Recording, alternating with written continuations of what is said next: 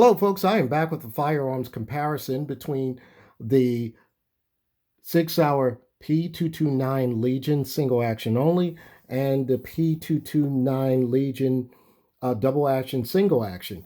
And just before I get into that, I just want to mention about last week. What I did was I said I had somewhat of an issue regarding this firearm as well as the Staccato C2.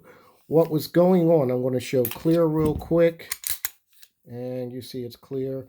What was going on was that when I was shooting the firearm, there was some sparking that I said, or flame. Well, it wasn't actually a flame. It was pretty much sparking here. And I talked with somebody about that, and he is a pretty much a much more of an expert than I am when it comes to ammunition and so forth.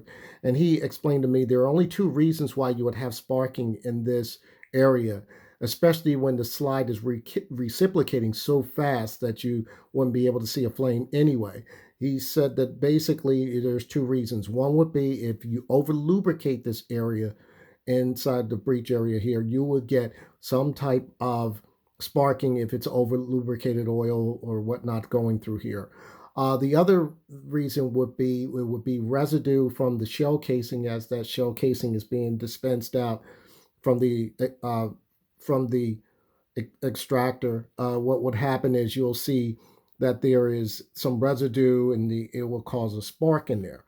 And what he was explaining to me, it happened so fast that you wouldn't probably see anything major out of here, except if the sparking was causing me to uh, have any issues, or if it was too much sparking there, then it was probably defective ammo at that point.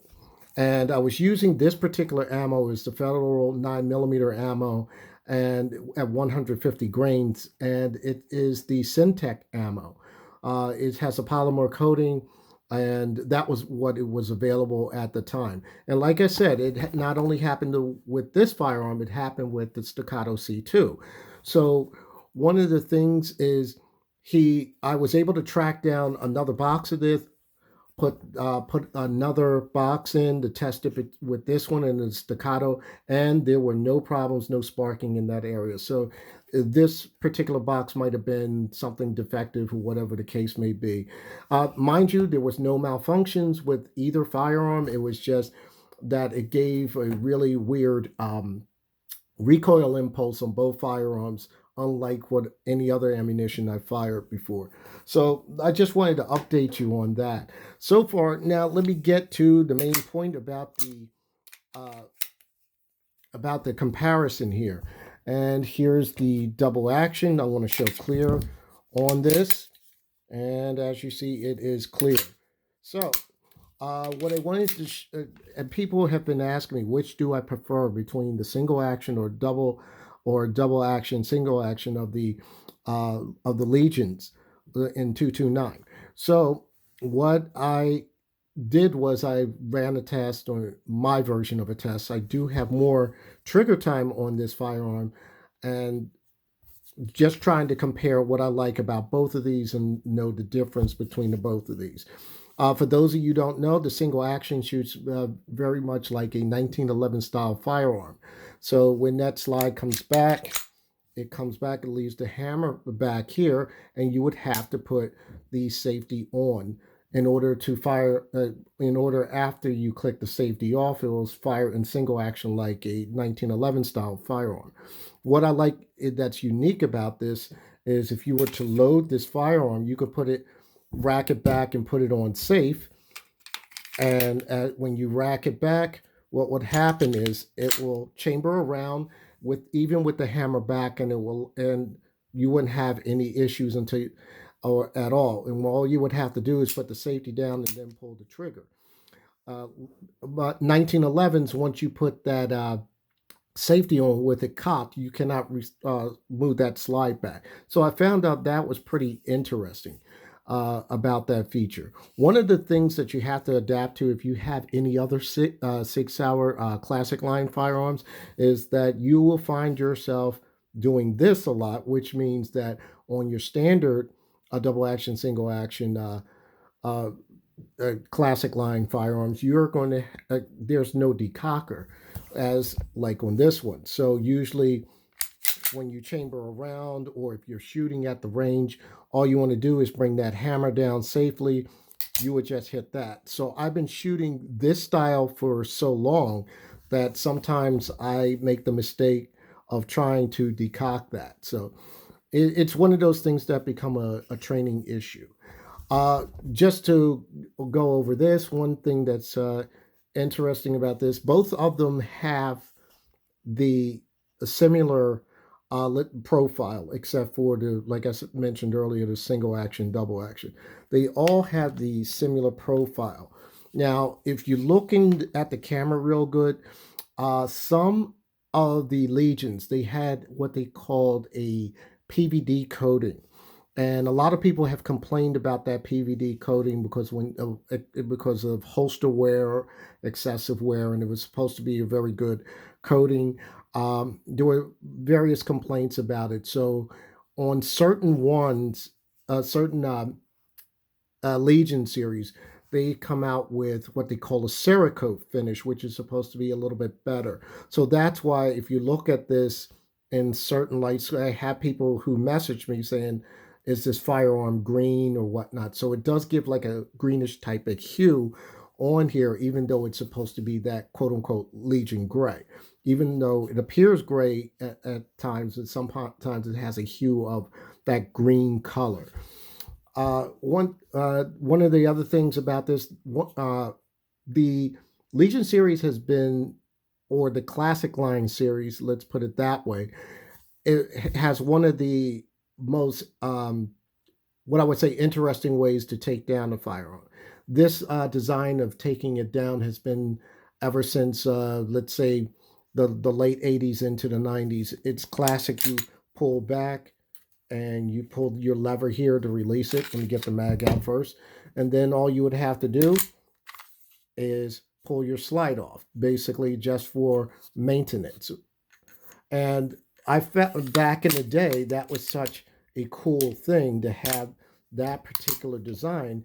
And the reason why it was so cool because your Smith and Wessons, your 5906 series, your 6906s, you would have to act as if it was a 1911 and push the takedown, the slide lock, and pull it out from the side. And this is one of the things that I really liked about the classic line series, and they brought that into the P320 series as well, where you lock back and then you move the lever.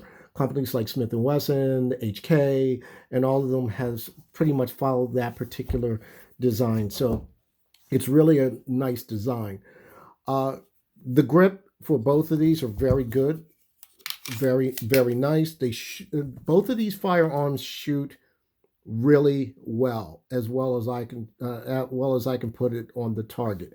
But I'm going to say this: I shoot a lot more accurate with the double action, single action one. I don't. I think I've figured out a reason why. It's not only because I have more trigger time with this firearm. I would say also it's they have what they call the short reset trigger. So when you pull the trigger and the slide comes back and it goes forward, you're looking at the reset right there. That was it. And if you missed that, I'm going to do that again. Here it is. The slide is locked back, and I'm going to, there it is. That is your reset. That is a very short reset. And you're able to get, for me, I'm able to get right back on target quicker and take a more accurate shot. Now, on the SOA version, single action only version, you only are going to have pretty much one function here as opposed to a double action. Now, if you look here, there is your take up right there. That's your take up. And you pull the hammer and you wait for your reset.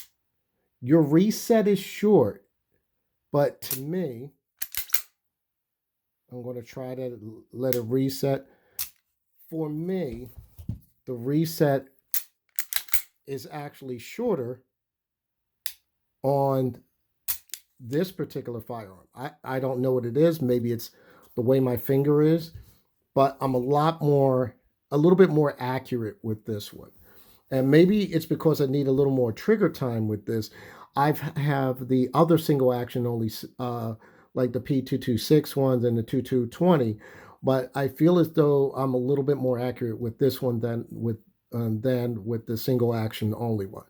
So what it comes down to is your preference, what you would like to do. Where if you're like a 1911 junkie like me, you would probably enjoy the single action only. And one of the advantages, you don't have that beaver tail safety. With this one, it's a little more traditional. Some people will feel a lot more comfortable using this one because you would feel safer appendix carrying this as well. So, which one do I like better? For now, I'm going to say it's going to be the double action, single action at this time. But I'm going to just put in some more training time with this and see what happens. Other than that, folks, I hope you enjoyed this little bit of a comparison. I wanted to just respond to some of my people that contact me on YouTube and other friends. So I just wanted to get that out there. And like I'm going to say, the SIG Classic line has always been my favorite. I like it actually better than believe it or not, the Striker Fire lines, and they will still always be my favorite. So with that said, feel free to contact me, ask questions, whatever the case may be, and I'll answer them best as I can. And other than that, happy shooting, stay safe, and hashtag 2A.